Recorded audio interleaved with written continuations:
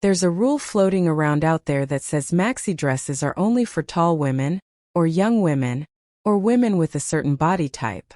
Someone decided that once you hit 60, this beautiful, flowing, effortless piece of clothing is suddenly off limits. And honestly, that rule was made up by someone who has never seen what a maxi dress can do for a woman who knows her 3 simple tricks. Because here's the truth nobody tells you. A maxi dress isn't hard to wear at 60. It's actually one of the easiest, most forgiving pieces you'll ever own. Once you know where to place your eye, your fabric, and your finish. Get those 3 things right and you won't just look put together. You'll look like you spent hours planning an outfit that only took you 5 minutes. So if you've been avoiding maxi dresses because you weren't sure they'd work for you, stay with me. By the end of this video, you'll know exactly how to wear one with confidence. And you might even find yourself reaching for the one hanging in your closet that you gave up on months ago. Welcome back to Timeless Charm and Styles, the place where looking good after 60 never has to cost you a fortune or feel complicated. If this is your first time here, I'm so glad you found us. And if you've been with us for a while, welcome back, friend. You already know we keep things simple, honest, and easy to follow. Before we get into today's 3 styling hacks, if you enjoy videos like this, tapping that subscribe button helps this little channel grow, and it means you'll never miss a new video when it drops. No pressure though, let's just get into it. Okay, let's talk about maxi dresses. And let's start with why so many women over 60 quietly give up on them. Usually it's one of these 3 things. They feel like the dress is wearing you instead of the other way around. Or the length makes you look shorter instead of taller. Or the whole outfit just feels flat. Like something is missing but you can't quite name what. Sound familiar? Good. That means you're about to fix all 3 today. Hack number 1. The waist is your control button. Here's something most people never explain properly. A maxi dress has no natural shape of its own. It just hangs from your shoulders or your bust straight down with nothing to tell it where your body actually is. Which means the shape has to come from you, and the easiest way to create that shape is at the waist. Now, I'm not talking about squeezing yourself into something uncomfortable, and I'm definitely not talking about shapewear or anything restrictive.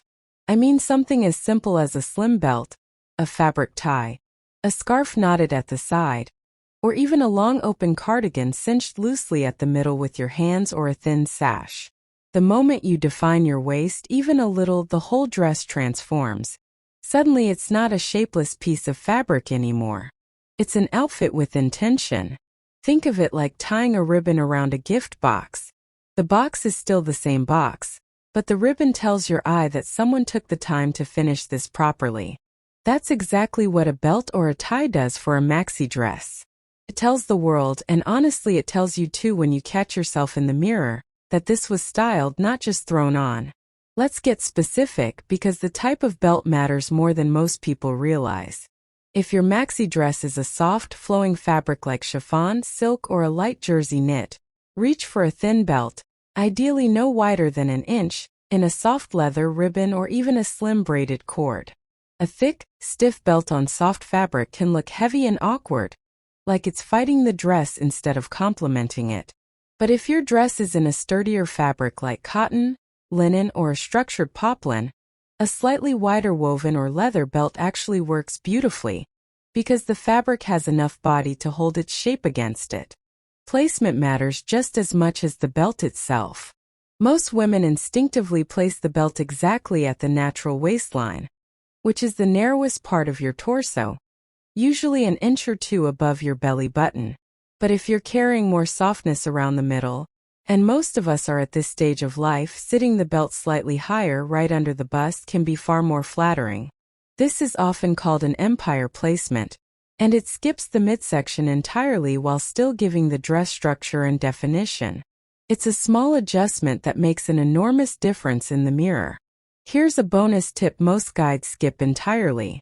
If your dress has a busy print, florals, stripes, anything with multiple colors woven through it, choose a solid colored belt that pulls one of the quieter, more muted colors from the pattern, not the boldest one in the mix. So if your dress has small hints of olive green tucked into a busy floral, an olive belt will tie everything together without competing for attention. It looks intentional, like it was made for the dress, even if you bought it separately years ago and never thought to pair the two. One more thing worth mentioning. If belts genuinely aren't your thing, and for some women they're just not comfortable to wear for hours, a simple trick is gathering a small bunch of fabric at one hip and securing it with a single decorative pin, a brooch, or a small hair clip. It creates that same waist definition and visual shape without anything sitting tightly around your middle all day. And it adds a lovely little detail exactly where the eye naturally travels. Hack number 2. Height is an illusion you control. This next one solves the biggest fear people have about maxi dresses, which is looking shorter or getting swallowed up by all that fabric. The secret isn't about being tall. It's about creating a single unbroken vertical line from your shoulders down to your ankles. Every time you break that line with a contrasting color or a busy layer in the wrong spot, you're chopping your height into pieces without even realizing it. And that's exactly what makes a maxi dress feel like it's wearing you instead of the other way around. So how do you create that line? Start with your top layer. Keep it close in color to your dress rather than reaching for whatever jacket is nearest the door. If your maxi dress is a soft rust color, a cardigan in cream or beige will still let the eye travel smoothly down your entire body, while a bold navy cardigan will cut you in half visually, making your legs look like they belong to someone else entirely. This doesn't mean everything has to match exactly, which honestly would look a bit costume-like.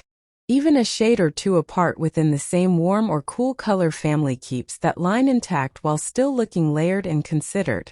Now let's talk about shoes, because this is where a lot of women accidentally undo all their hard work without realizing it. A nude or matching tone shoe extends the leg line straight through to the floor, making you look several inches longer overall, almost like an optical illusion. A bright contrasting shoe, especially a busy pattern or a color that jumps out immediately, stops the eye right at your ankle, and that's exactly where you don't want attention to land when the goal is height. This is why the exact same maxi dress can look completely different in white sneakers versus a simple tan sandal, or a strappy heel in a matching tone. Same dress, same woman, remarkably different impression. There's also the often overlooked question of where your layers actually sit on your body. A cardigan or jacket that hits right at your hip bone can sometimes create an unflattering horizontal line exactly where you don't want one, essentially drawing a line straight across the widest part of you. Instead, look for layers that either hit above the natural waist, like a cropped cardigan or a boxy jacket, or fall well past the hip, closer to mid-thigh or even longer. Anything landing right at the widest part of your hip tends to visually shorten and widen you at the same time, which is the opposite of what we're going for. There's one more detail worth knowing, and it's about your hemline. If your maxi dress is slightly too long and pulls around your feet, this actually works against the vertical line we're trying to build, because it hides your feet entirely and cuts the visual length off at the floor. A simple hem adjustment so the dress just schemes the top of your shoe, or a slight break right at the ankle, keeps that long clean line intact all the way down. Here's a little trick I love, and you can try this one right now if you have a maxi dress nearby. Stand in front of a mirror wearing it, and imagine drawing one long line from your shoulder straight down to your shoe. If that line looks smooth and uninterrupted, you're doing it right. If it looks choppy, broken up by color changes, an awkward hemline, or a mismatched shoe, that's usually your outerwear, your footwear, or your hem length working against you. And now you know precisely what to adjust before you walk out the door. Quick pause here. If this is helping you see your closet differently already, drop a comment and tell me which maxi dress you're picturing right now while watching this. I read every single one, and it genuinely makes my day. And if you haven't already, hitting that like button helps more women just like you find this video. Alright, let's get into the final hack because this one might be my favorite. Hack number 3. The finishing touch that changes everything. This is the one almost nobody talks about, and it's the reason some women wear a maxi dress and look effortlessly elegant, while others in the exact same dress look like they forgot to finish getting ready. Comes down to one word: texture. A maxi dress by itself, especially in a soft flowy fabric, can sometimes look a little too relaxed, almost like loungewear if you're not careful with the rest of the outfit. It's comfortable, which is wonderful, but comfort alone doesn't always read as style to the outside eye. The fix isn't changing the dress. It's adding one textured element somewhere on your body, something that gives a bit of contrast and interest against all that softness and movement.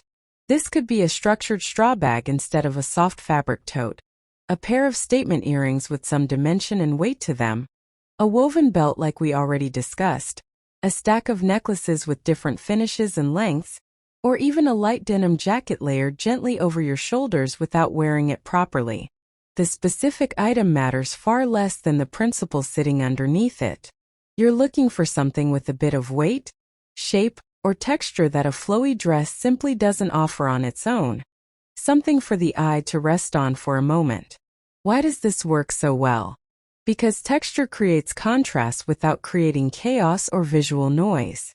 It gives your eye somewhere interesting to land, without pulling focus away from you or fighting with the dress for attention.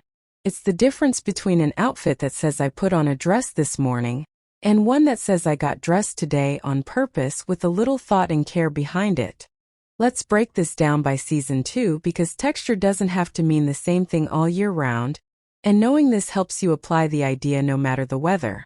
In warmer months, think straw, raffia, woven leather, or even a textured rope sandal. In cooler months, this could mean a chunky knit cardigan, a suede or shearling jacket, a structured tweed blazer, or a textured scarf draped loosely over one shoulder. The season changes, but the underlying principle stays exactly the same. One piece of texture, placed thoughtfully, does more work than 5 accessories scattered randomly across an outfit. There's also a quiet trick with metals and finishes worth mentioning here. Matte gold, brushed silver, or aged brass tend to read as richer and more grounded than anything shiny or overly polished, especially against a soft, flowing fabric. A pair of hammered gold hoops or a chunky matte cuff instantly reads as more intentional than a delicate, shiny chain that gets lost against the movement of the dress. My favorite combination for this is a flowy maxi dress with a structured straw tote and a pair of simple gold hoops. It takes 30 seconds longer than grabbing any bag, but the difference in how put together you look is honestly dramatic, and it's the kind of detail people notice even if they can't quite say why you look so good. Bringing it all together. So let's recap quickly because I want these 3 hacks to actually stick with you long after this video ends. Number 1, define your waist using a belt, a tie, or a pin, so the dress has shape instead of hanging shapeless from your shoulders. Number 2, keep your colors flowing in one line from shoulder to shoe, and mind your hemline so you look taller, not shorter. Number 3, add one textured piece so your outfit feels finished and intentional instead of accidental. None of these require spending money on a new wardrobe. Most of you already own a belt, a cardigan, or a pair of earrings that would work perfectly for this. This isn't about buying more. It's about seeing what you already have with fresh eyes, and finally putting those pieces together in a way that makes sense for your body and your life.